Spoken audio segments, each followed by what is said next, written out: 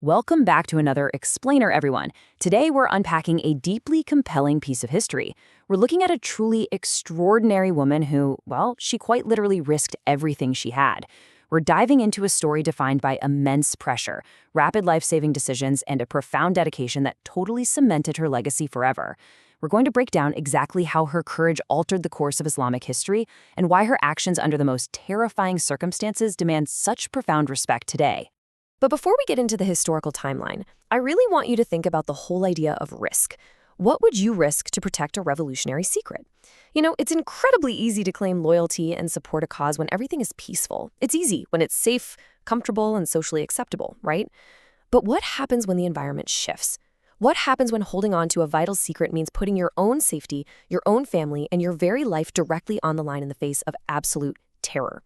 That's the high-stakes reality we're exploring today. The stakes literally could not have been higher, and the pressure was just suffocating. Okay, let's dive right into this. Section 1, the dangerous escape. To really grasp the magnitude of this story, we have to set the scene. Imagine a tense, hushed environment in the dead of night, where every shadow could be an enemy and every footstep could mean capture and death. The inciting incident here is what's historically known as the Hijrah. The Prophet Muhammad, peace be upon him, and his closest companion, Abu Bakr, are fleeing the city of Mecca. And listen, this wasn't just some casual departure. This was a highly sensitive, perilous escape from their home. They were leaving behind everything they knew to seek safety and establish a new community. The timing, the route, the absolute secrecy of this departure, all of it was paramount to their very survival. They weren't just leaving, they were actively being hunted by the most powerful men in the region. The leaders of Makkah were furious that the Prophet had slipped away. They were highly motivated, turning the entire region upside down. They placed massive bounties on their heads, offering unimaginable wealth to anyone who could bring them back, dead or alive. Expert desert trackers were deployed, scouring the sands for any footprint or clue. The pressure in the city was absolute. Because of this intense manhunt, every single person, even remotely connected to the Prophet and Abu Bakr, was instantly placed in extreme mortal danger. Which brings us to Section 2, the Two Waistbands. Now, while this massive, violent manhunt is happening outside, a quiet, vital, behind-the-scenes heroism is taking place in secret. Enter Asma bint Abu Bakr. She's a noble woman who recognized exactly what needed to be done in this terrifying moment. She's working in the shadows, secretly preparing the food and supplies necessary for their harsh, unforgiving journey across the desert. And the clock is ticking. Every second they delay increases the risk of discovery. But suddenly, she hits a critical roadblock. She needs something to securely tie the bags so they can be carried on a camel. With absolutely no time to spare to find a rope, and knowing a loose bag could mean starvation for the travelers, her quick-thinking ingenuity just takes over. In a visceral act of sacrifice, she literally tears her own waistband into two pieces. She uses one piece to secure the food and the other to tie the water bag. Because of this incredibly resourceful, rapid decision, she earned a beautiful historical title. She became known as Dhat, an-Nitaqayn, which translates to the woman of the two waistbands. It's a profound honor that stuck with her for the rest of her life. Now you might be wondering, why did tearing a simple piece of cloth mean so much? Well, because in that critical, heart-pounding moment, it perfectly encapsulated her readiness to sacrifice absolutely whatever was necessary to aid the Prophet.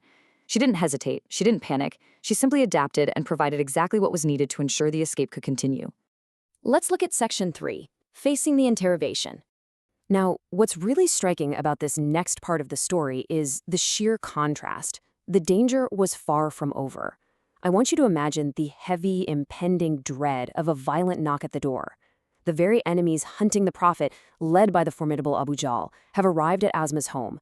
They're angry, they're desperate for information, and they're demanding to know exactly where her father, Abu Bakr, and the Prophet have gone.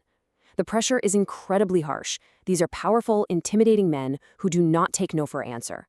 When Asma refuses to give them the information, the confrontation escalates to outright violence.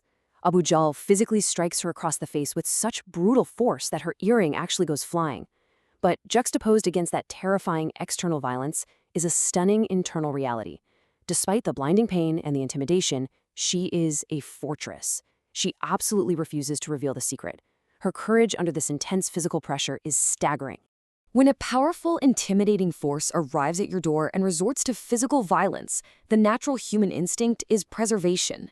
The Quraysh were trying to violently force fear into her heart, hoping she'd break and give them the location they desperately needed. But they failed entirely. Her faith acted as this impenetrable psychological and spiritual shield. Think about the psychology of enduring a physical strike from someone who holds your life in their hands and choosing to remain entirely silent. Her courage didn't waver for a single second. She consciously chose to absorb the harsh pressure rather than betray the truth and endanger the Prophet. Let's move to section 4 and see how this builds a profound legacy, a legacy of truth. So what happens when a person stands that firm under fire? Their actions echo through time, creating a massive historical domino effect. Asma's bravery wasn't just a personal victory of willpower. It had tremendous consequences for the world.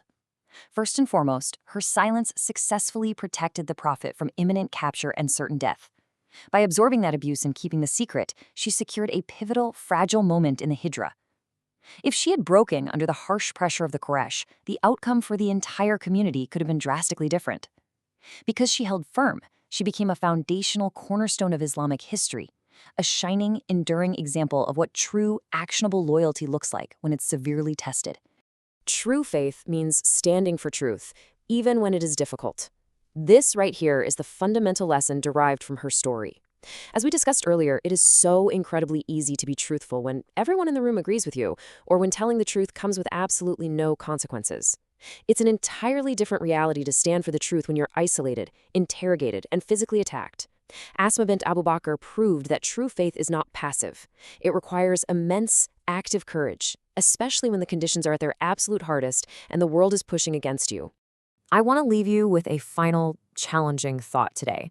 When the harsh pressure mounts in your own life, will your faith be stronger than your fear? Asma's story isn't just a historical event trapped in the past. It's a profound mirror held up to us right now. The next time you face immense pressure to compromise your values, or you're terrified to stand up for a truth you know is right, I want you to remember the incredible courage of the woman of the two waistbands. Thank you so much for joining me for this explainer. Keep learning, keep reflecting, and I'll see you next time.